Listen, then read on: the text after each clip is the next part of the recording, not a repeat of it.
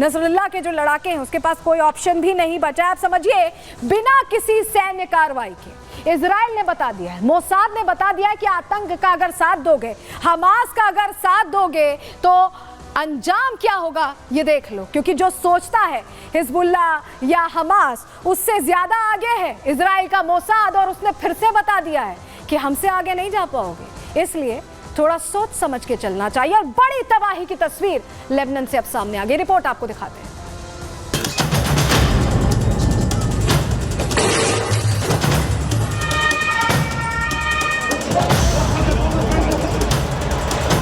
Israel जब से Hamas को रौंद रहा है तभी से हिजबुल्लाह बार बार उसे आंखें दिखा रहा है।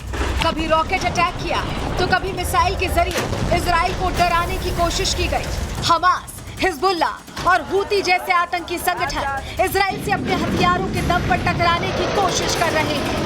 लेकिन 17 सितंबर को इजराइल ने अपनी सबसे बड़ी अटैक पावर का प्रदर्शन किया। दुश्मन को भनक भी नहीं लगी और लेबनान और सीरिया में चीख पुकार मच गई। जिस टेक्नोलॉजी को हिजबुल्लाह ने अपनी ताकत बना रखा था, इजराइल ने उसी ताकत में सेंधमारी की। लेबनान और सीरिया के अलग अलग इलाकों में एक साथ धमाके शुरू हो गए। शॉपिंग मॉल में, बिलिंग काउंटर पर, स्कूटर चलाते हुए, कार ड्राइव करते समय एक धमाका और इंसान छटपटाते हुए जमीन पर। लेबनान और सीरिया में ऐसे धमाके 1, 2 या 10 नहीं बल्कि पूरे 5000 हुए और इन धमाकों में अब तक 9 लोग मारे गए हैं, जबकि 2800 से ज्यादा लोग घायल हो गए। एक साथ 2800 लोगों को उनकी जेब में रखे एक छोटे से पेजर ने घायल कर दिया। जिस पेजर को हिजबुल्लाह कम्युनिकेशन का सुरक्षित साधन मान रहा था, उसी पर सेंधमारी हो गई। जिस पेजर का इस्तेमाल दुनिया में लगभग खत्म हो चुका था, उसे हिजबुल्लाह भारी मात्रा में ताइवान जैसे देशों से इंपोर्ट कर रहा था। अपने लड़ाकों के नेटवर्क को खुफिया बनाए रखने के लिए हिजबुल्लाह ने मोबाइल छोड़ पेजर को अपनाया था। लेकिन वही पेजर आज इजराइल के लिए हथियार बन गया और इस हथियार ने कुछ ही मिनटों में लेबनान के अस्पतालों की शक्ल बदल दी। न्यूयॉर्क टाइम्स के मुताबिक लेबनान में हुए पेजर ब्लास्ट में ईरानी राजदूत मोजतबा अमानी की एक आंख खराब हो गई। उनकी हालत नाजुक बनी हुई है और उन्हें इलाज के लिए तेहरान ले जाया गया है। सूत्रों की माने तो पेजर फटने से पहले लगभग 10 सेकंड तक बीप करता रहा। लोगों ने पेजर देखने के लिए जैसे ही जेब में हाथ डाला, ब्लास्ट हो गया। किसी के हाथ के परखच्चे उड़ गए तो किसी का पूरा पैर ही खून से सन गया। बिना किसी सैन्य कार्रवाई के इजराइल ने एक बार फिर अपने दुश्मनों को बता दिया है कि उसके सैनिक जितने खूंखार हैं, उसे कहीं ज्यादा खतरनाक है उसका तकनीकी नेटवर्क, जिसके दम पर वो कभी भी कहीं भी हमले का मादा रखता है। Bureau report, Republic Bharat.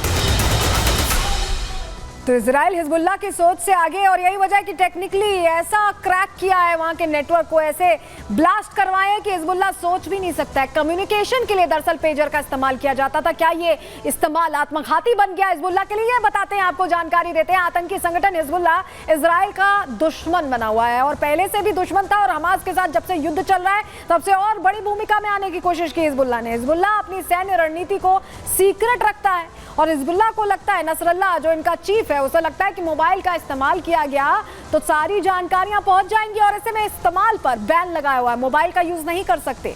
दक्षिणी लेबनान में मोबाइल फोन पूरी तरह से बैन है, इसका इस्तेमाल बिल्कुल बंद है और दक्षिणी लेबनान में ही हिजबुल्लाह का गढ़ है। और यहाँ पर जो लड़ाके हैं, वो पेजर जो पुरानी टेक्नोलॉजी है जिसमें कुछ सीमित मैसेज भेजे जा सकते थे, उसी का इस्तेमाल करते हैं। और कुछ महीने पहले ही ताइवान से देखिए ये 5000 पेजर मंगाए गए थे।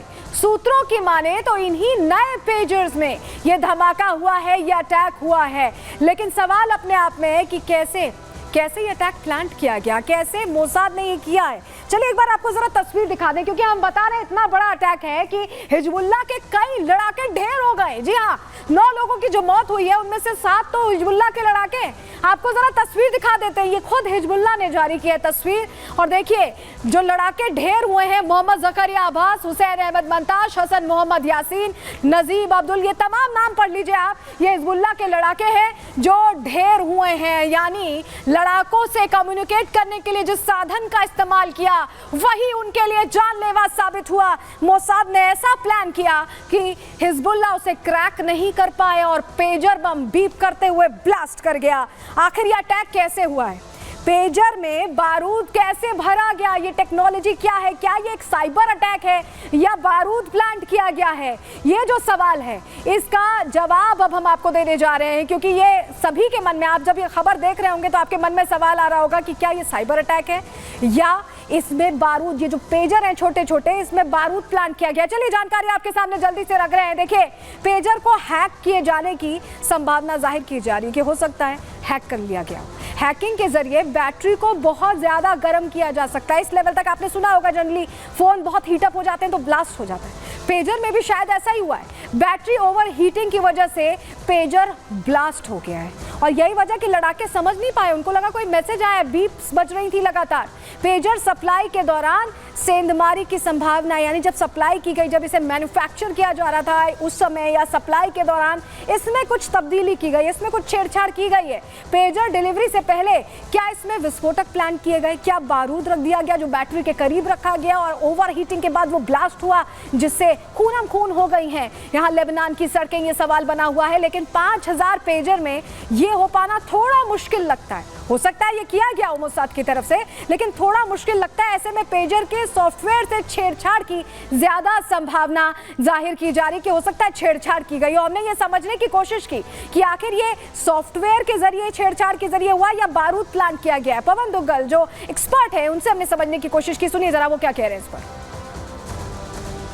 इन पेजेस के नेटवर्क में सेंध लगाई गई इनकी साइबर सुरक्षा में, और उसके माध्यम से इन्हें साइमल्टेनियसली एक ऐसा कम्युनिकेशन डिवाइस की जो फनलिंग दी गई, ऐसा आपको कमांड दिया गया जिसके माध्यम से ये ब्लास्ट हुआ। देखिए आज जब भी कोई डिवाइस बनाता है, डिवाइस मैन्युफैक्चर, तो उसे सेल्फ डिस्ट्रक्ट करने के अक्सर सुराग छोड़ देता है।